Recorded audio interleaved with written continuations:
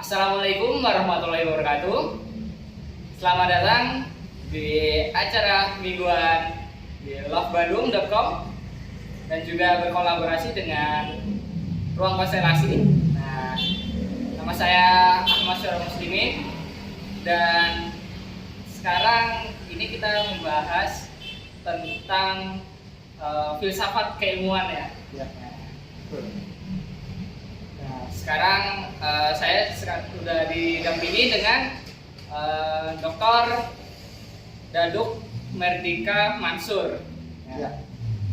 Nah, beliau ini sangat hebat sekali. Dia selain menjadi wakil rektor 2 di Institut Teknologi Telkom Jakarta ya Pak ya. Betul. Dia juga aktif menulis dan juga memiliki beberapa usaha ya. Salah satunya Love Bandung Coffee ini dan juga bisnis properti Pak ya. Ya, betul. Wah, sangat hebat sekali beliau. Ya, perkenalkan saya Daduk Merdika Mansur. Kebetulan punya hobi. Hobi saya adalah satu berpikir. Hobi saya adalah mengembangkan konsep keilmuan karena kita membutuhkan konsep keilmuan itu untuk kehidupan kita sehari-hari. Bagaimana tadi yang disampaikan oleh Dik Suro ini, bahwa saya memang memiliki usaha ini, usaha Love Bandung Cafe, dan nanti akan dimulai menjadi lovebandung.com sebagai sebuah media digital kita ya, untuk promosi dan sebagainya. Nah, itu tidak terlepas dari bagaimana kita memiliki filsafat kehidupan. Jadi hidup itu akan berkualitas, akan meningkat, akan terjadi improvement kalau kita punya filosofi yang baik. Nah, hidup akan datar, mengalir, bahkan cenderung menurun kalau kita tidak punya filosofi. Nah, itu yang seringkali disebut filosofi itu adalah nanti diwujudkan dalam bentuk narasi-narasi. Jadi sebetulnya dalam hidup ini kita itu mengimplementasikan narasi-narasi yang kita buat, ya. Kalau kita tidak punya narasi, akhirnya kita ikut-ikutan teman-teman kita, ikut-ikutan orang lain, ikut-ikutan. Kalau kita lihat kebanyakan orang Indonesia itu ya, dari tahun ke tahun mereka tidak pernah berpikir, mereka tidak memiliki filosofi bagaimana hidup yang berkualitas. Dalam manajemen disebutkan bahwa hari esok harus lebih baik daripada hari ini.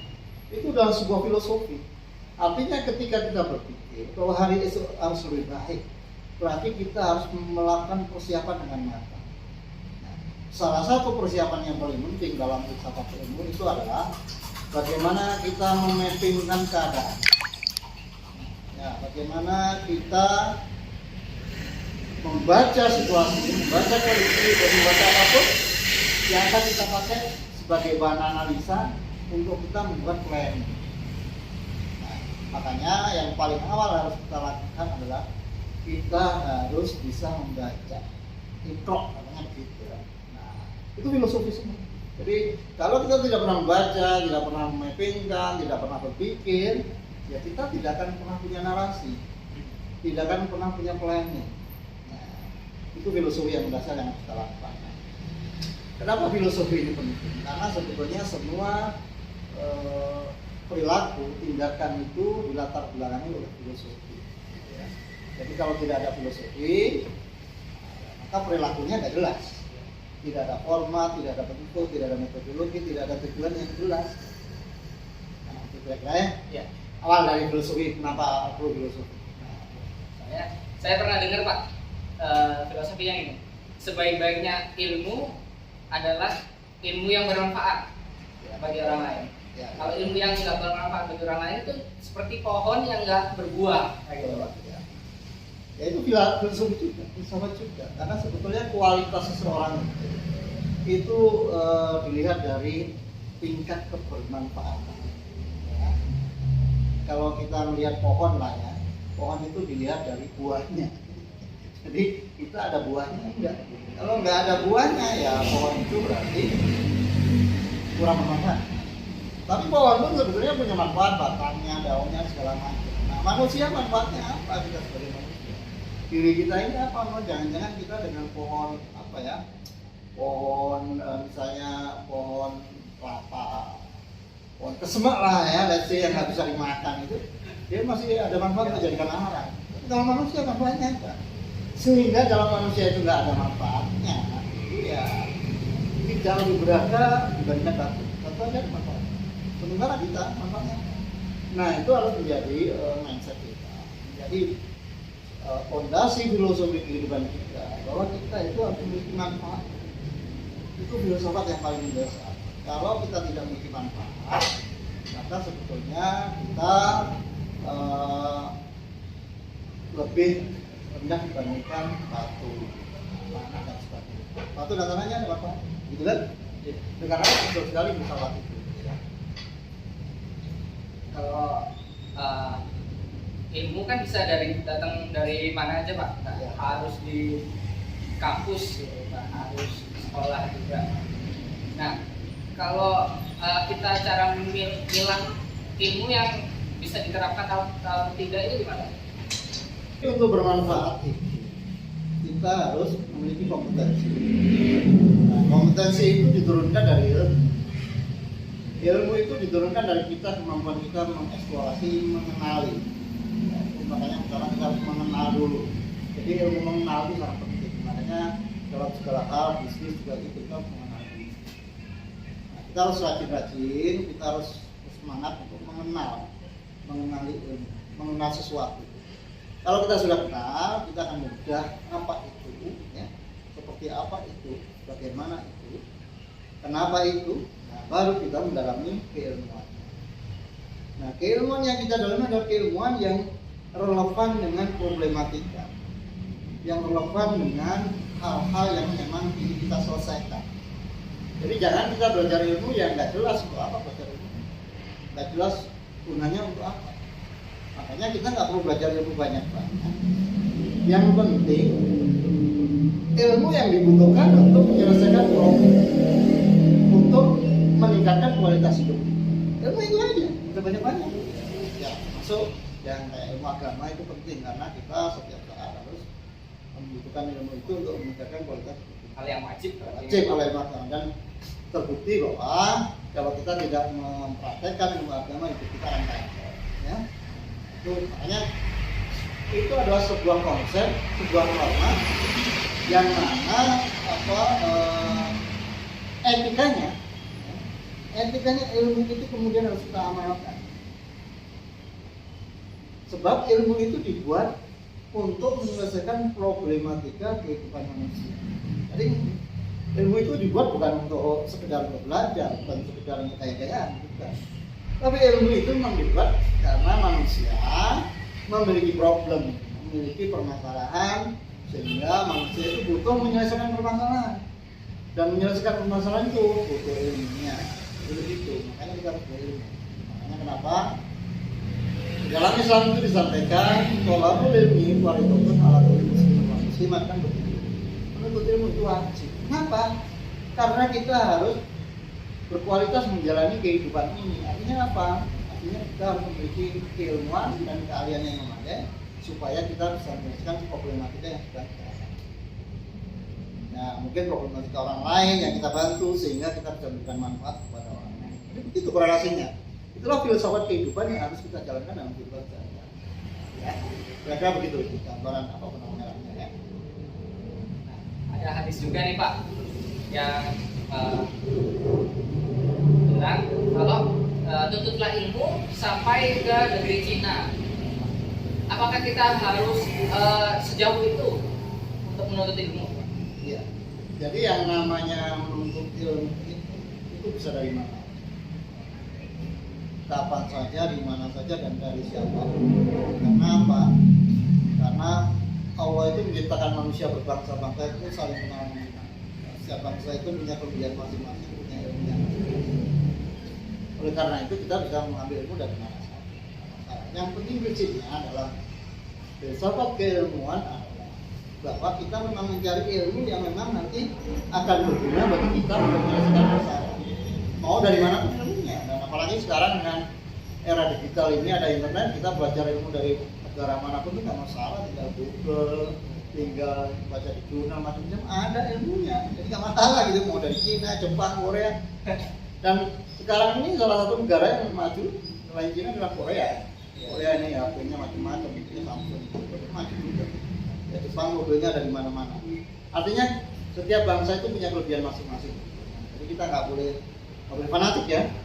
Bangsa kita paling hebat enggak, semua bangsa itu ada kehebatannya masing-masing. Yang penting bagaimana kita mau belajar, kita berlatih, kita mengembangkan diri, ya, agar kualitas hidup kita naik. Kan itu aja sebetulnya, kita meningkatkan kualitas hidup kita. Dengan demikian kita akan bisa membantu orang lain meningkatkan juga kualitas hidup kita. Itu aja hidup kita, itulah filosofi kehidupan yang harus kita jalan. Jadi hidup kita itu penuh dengan sebuah gairah, semangat bagaimana kita membantu orang lain. Ya, tentu saja setelah kita beres dengan diri kita. Kalau diri kita belum beres, gimana kita mau membantu orang lain? Mungkin, ya. Itu kira-kira.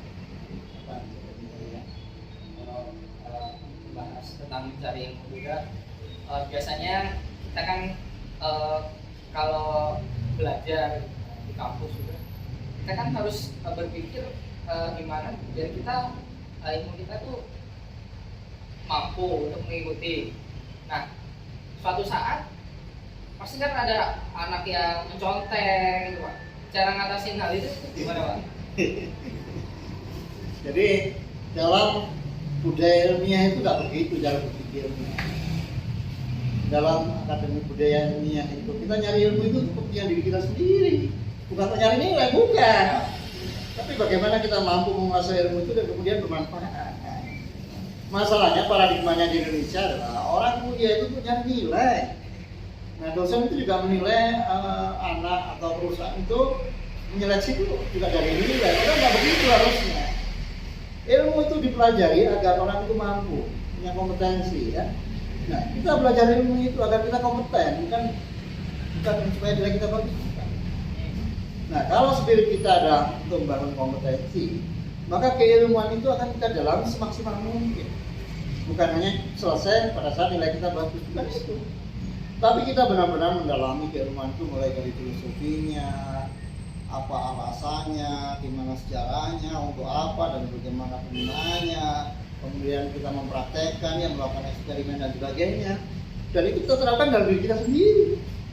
Jadi mau temen nyontek kamu nggak ada masalah.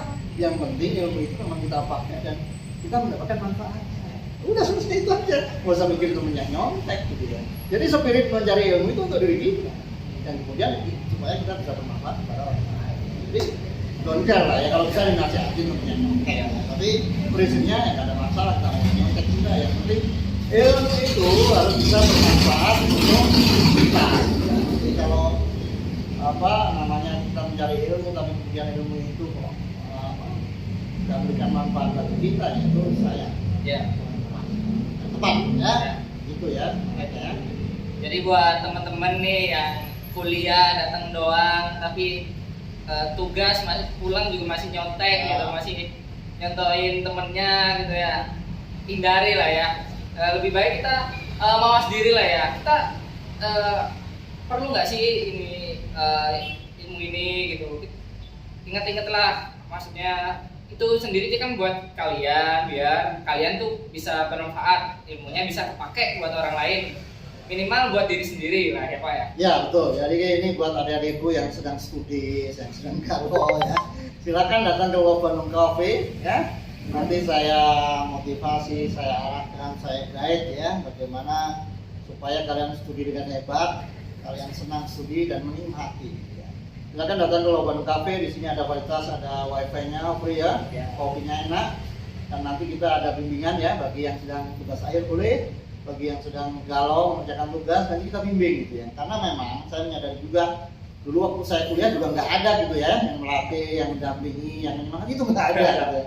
Nah, saya mengingat itu makanya akhirnya saya punya tekadnya spirit. Saya mau mengabdikan diri saya buat adik-adik sekalian. Bagi yang punya permasalahan secara psikologis, secara motivasi, atau bagaimana konsep berpikir akademiknya yang masih bingung ya, silakan datang ke Bandung Cafe. Nanti ngobrol-ngobrol sama saya bimbing cara berpikirnya, saya arahkan bagaimana sih menjalani proses studi yang berkualitas, dan Anda akan bisa mendapatkan hasil yang luar biasa. Karena sebetulnya studi itu soal strategi. soal trik ya, soal bagaimana manajemen, dan itu biasanya tidak ada yang mengajarkan, tidak ada yang melatihkan. Nah, di Love Bandung Cafe kita punya komunitas, kita akan membantu rekan-rekan sekalian, adik-adikku untuk sukses studi. Ya, salah satunya tadi bagaimana filosofi studi itu harus dihitungkan. Ya, jadi jangan sampai filosofinya studi itu kita cuma nyari nilai, yang mana itu manfaatnya nggak banyak lah. Tapi kalau studi memang akan membangun kapasitas dan kompetensi kita, maka Anda akan mampu memberikan sebuah kontribusi, sebuah karya yang luar biasa. Dimanapun Anda berada, Anda akan dibutuhkan orang. Anda akan menjadi manusia wajib. Wajib ada yang akan dicari oleh orang lain, bukan manusia haram. Manusia yang nggak boleh ada karena tidak disukai oleh orang lain. Ya, jadi kita harus menjadi manusia wajib yang sangat dibutuhkan oleh orang lain karena kompetensi yang kita miliki. Ya, jadi silakan datang ke Love Bandung Cafe ya. Lokasinya di dekat kampus Universitas Telkom di Jalan Bojong Soang ya, nomor 223. Jauh dari pintu masuk ke kampus Universitas Telkom. Dan di sini memang tempat kita sharing, kita ngopi-ngopi ya, ngobrol bentar untuk membicarakan apapun. Tapi intinya adalah untuk membangun karir kita, terutama mensukseskan studi rekan-rekan sekalian. Ya. Silakan datang ke sini ya.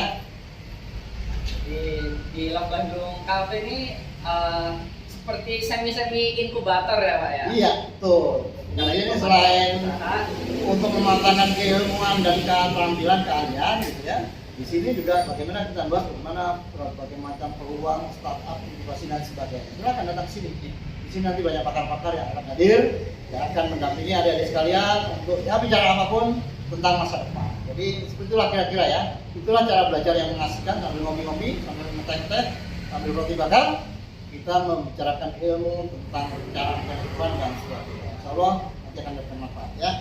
Jadi kalau kalian ngerasa males, ngerasa mager, buat apa sih? Ngapain sih kita belajar? Ngapain sih kita kuliah gitu?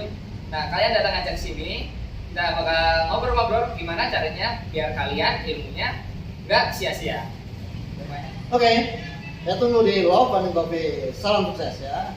Kasih buat teman-teman yang udah nonton, silakan datang ke Love Bandung Cafe. Acara mingguan kami biasanya akan ada acara di hari Minggu sore jam 3.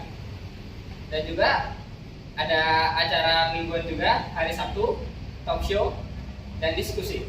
Oke.